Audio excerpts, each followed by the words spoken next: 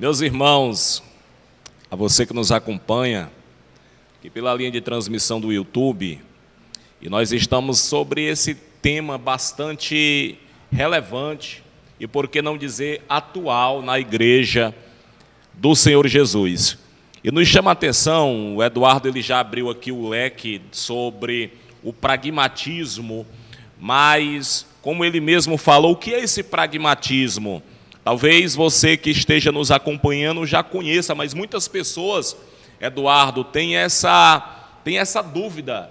O que é esse pragmatismo? E o que esse pragmatismo tem a ver com a igreja? Qual a importância? Qual vamos dizer, qual o erro que esse pragmatismo vai trazer? Qual o problema, a problemática que o pragmatismo traz para dentro da igreja? Queridos, você que está nos acompanhando aqui pelo canal do meu amigo evangelista Eduardo Medeiros, e esse pragmatismo, como você mesmo falou, meu amigo, é a noção de que o significado, ou por que não dizer, o valor, é determinado pelas consequências práticas. Isso aqui nós estamos falando sobre pragmatismo, igreja. Então isso aqui é muito similar sobre o utilarismo, algo útil, a crença de quê? A crença de que a utilidade estabelece o padrão para aquilo que é bom. Interessante que para um pragmatista, aleluia, se uma determinada técnica ou um curso de ação resulta no efeito desejado, a utilização ali do tal recurso é válida. Como você mesmo falou, se parece não produzir resultados, então não tem valor nenhum. Então esse pragmatismo tem as suas raízes, como nós estávamos conversando aqui, Eduardo, aqui nos bastidores, sobre uma doutrina, uma raiz darwinista, uma raiz, aleluia, do darwinismo e do humanismo secular. E vai me chamar a atenção que é inerentemente relativista, rejeitando a noção dos absolutos, ou seja, o certo e o errado. Estão tudo aqui, aleluia, sobre essas raízes darwinismo. Queridos, em última análise, esse pragmatismo define a verdade como aquilo que é útil, significativo, benéfico. Então essas ideias do pragmatismo que não parecem úteis aos relevantes são rejeitadas, aleluia, como sendo falsas. Louvado seja Deus. Nossa amiga Lene, Receitas e Variedades, que nos acompanha aqui, aos demais irmãos que nos acompanham. Então essa influência do pragmatismo sobre o pensamento teológico, evangelista Eduardo, vamos se dizer teológico protestante, nós que somos protestantes, foi profundamente sentida entre os círculos liberais. Meu amigo, onde o grande lema desse pragmatismo que se estabelece é a experiência seguida do instrumentalismo. Veja só, queridos. Exatamente. Por quê? Porque para o pragmatismo, para essa pessoa pragmática, não há consequências fixas, não há consequências finas, igreja. Todas as consequências tornam-se um instrumento para novos começos. Pragmatismo, isso aqui tem afetado a igreja. As bases da ética pragmática, você que me acompanha, me entenda, são a evolução, são o humanismo, o positivismo, a sociologia moderna. Então, Eduardo Medeiros, a ênfase sobre o homem e não sobre as teorias acerca de Deus. E como Deus deu ao homem a sua ética, é própria dentro do pragmatismo, naturalmente, aleluia, existir cristãos pragmáticos. Já pensou? Meu Deus. Que existe cristão pragmático? É verdade, irmão Jefferson? É. Existem cristãos pragmáticos. E essa declaração, pasme os senhores, não se aplica a eles. Porém, até mesmo eles mantêm um forte ponto de vista humanista da ética. Eduardo, quando o pragmatismo ele é utilizado para formularmos juízos acerca do certo ou do errado, ou quando vai se tornar a filosofia a norteadora da vida, da teologia e do ministério, acaba inevitavelmente, querido, colidindo de frente com as Escrituras. Ei, a verdade espiritual, a verdade bíblica, não é determinada baseando-se no que funciona, ou no que vai funcionar do jeito humano. Não é assim, é do jeito de Deus, não é do jeito pragmático. E nós sabemos por intermédio, não de mim, não do evangelista, mas por intermédio das próprias Escrituras, por exemplo, que o evangelho frequentemente não produz uma resposta positiva, como falam os pragmáticos. Dessa forma. Interessante, por outro lado, as mentiras satânicas, o engano, podem ser bastante eficazes. Jefferson, está na Bíblia, Mateus capítulo de número 24, versículo 23 e 24, 2 Coríntios, capítulo de número 4, versículo de número 4 e versículo de número 3. Isso aqui, nós estamos aqui fazendo como se já se fosse um resumão sobre o que é essa doutrina pragmática, igreja. Entenda você, para muitos, eu não vou falar poucos, para muitos a quantidade de pessoas no cultos tornou-se o principal critério para se avaliar o sucesso de uma igreja. Aquilo que mais atrai o público é aceito como bom, sem uma análise, aleluia, crítica. Eduardo, isso é pragmatismo. Não há ênfase sobre crescimento de igreja. Naturalmente nós vamos correr o risco, aleluia, descrito como falou o escritor Gordinho. Ei, Eduardo, quando nós vamos olhar as Sagradas Escrituras, já nós vamos bater em outro tópico aqui.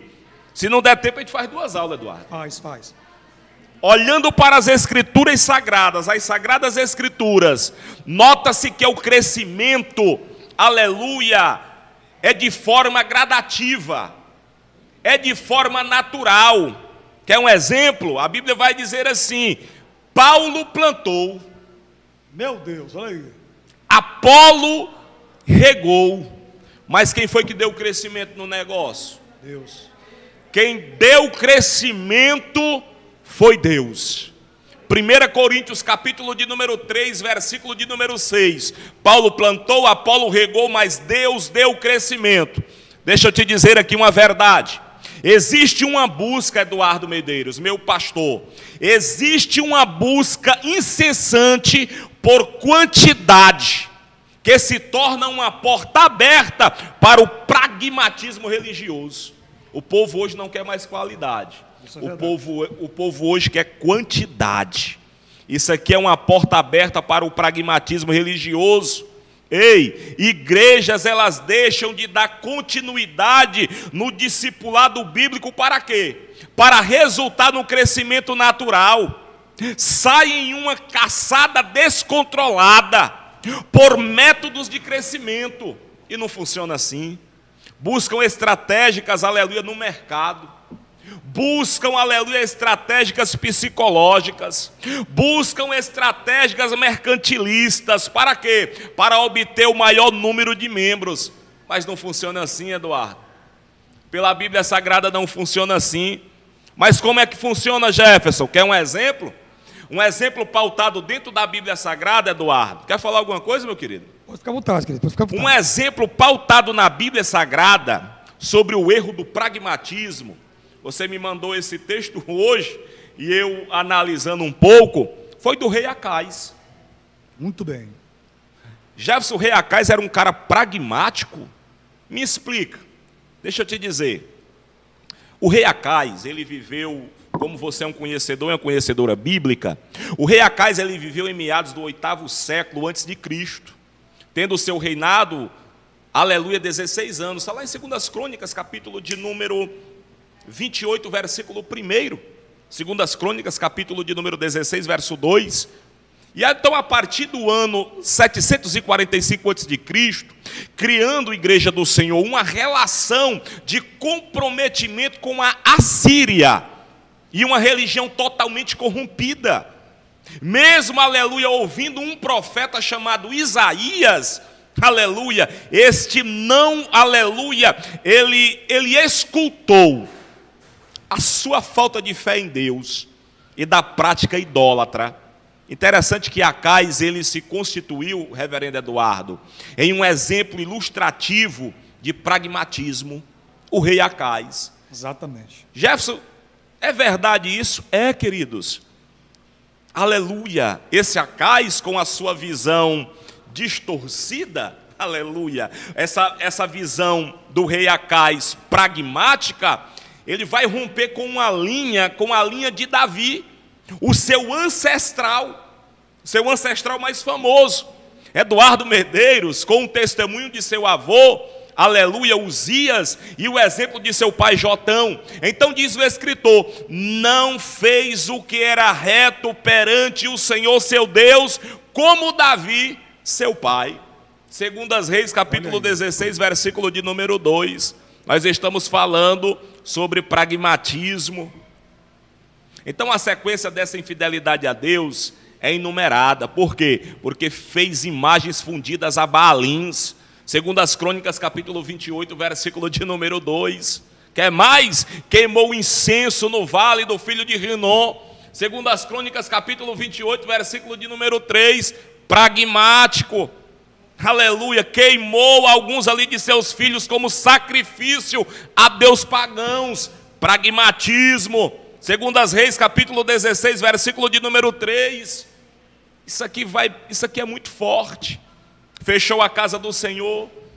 Olha aí, lá em Segundas Reis, capítulo de número, Segundas Crônicas, perdão, não Segunda Reis, Segundas Crônicas, capítulo 28, verso 24. Fechou a casa de Deus. Pragmático, Eduardo. Conhece alguém pragmático nesses últimos dias? Conheço um monte de gente assim, viu, pastor? Muito de gente assim. Meu Deus. Então, para nós encerrarmos essa primeira participação sobre o pragmatismo, para Acais, entenda isso: servir a Deus não era suficiente. E pasmem os senhores, para muitos pragmáticos de hoje em dia, servir a Deus não é suficiente. Tem que ter algo a mais. Mas aprove a Deus que nós estamos aqui. Para nós, servir a Deus já é o suficiente. Já é o suficiente. Se você acredita que servir a Deus já é o suficiente, coloca nos teus comentários aí o teu melhor glória, o teu melhor aleluia. Isso, dá um glória aí, gente. Para Acais, servir a Deus não era suficiente. Por quê? Porque ele precisava ter várias formas de adoração, vários deuses. O cara era pragmático. Tinha um objetivo de Acais. E qual era o objetivo? O objetivo de Acais muitos hoje querem ser bem-sucedido. Meu Deus, olha aí. Olha aí, pessoal. O objetivo de Acais era ser bem-sucedido. A verdade, Eduardo, pouco lhe importava. E pasmem, senhores, tem muita gente hoje entrando no cristianismo para ser bem-sucedido. E a verdade bíblica pouco importa. Meu Deus do céu, aleluia, pouco importa.